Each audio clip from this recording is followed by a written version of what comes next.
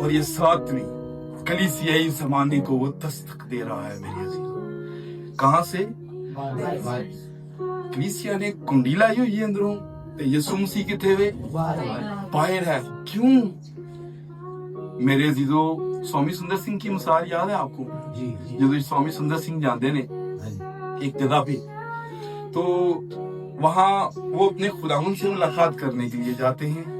Church के अंदर इन होते हैं, सबसे फ्रंट पे जाके बैठ जाते हैं। जब फ्रंट पे जाकर बैठ जाते हैं तो कुछ लोग आते हैं, वो कहते हैं सर एवरी संडे हम यहाँ पर बैठते हैं, हर इतवार हम यहाँ पर बैठते हैं, तो अगर आप बुरा ना मनाए तो आप पिछली सीट पे चले जाइए। यार सीटा किसी ने ना लिखा है, एक स्कूल कॉलेज यूनिवर्सिटी ਦੀਆਂ सीटा ने उत्थे भी मैं भी इस तरह ना होता हो कुछ कॉलेज यूनिवर्सिटी हो, लेकिन उनके दिल में जो बात थी उन्होंने की, और स्वामी जी उठकर पीछे चले गए। वो पीछे बैठ जाते हैं, वो पिछले आ गए, उन्होंने कहा सी हरिद्वार इत्थे पैने करदियां वो चर्च दे दरवाजे ते आ गए। दरवाजे ते जदों आए ते एक और हजूम आया जेड़ा आखिरी टाइम ते पहुंचदे ने, वो पहुंच गए। जदों वो पहुंचे थे भाई स्वामी सुंदर सिंह किधर गए? चुके दरवाजे तो बाहर जाके उन्होंने रोना शुरू कर दिता।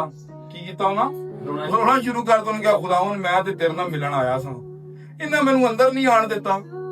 ते यसु मसीह ते जाहिर हो गए। उन्होंने कहा स्वामी सुंदर सिंह इन्हें मैनू अंदर नहीं आन दिता, तेनू किथे इन्हां ने आन देना?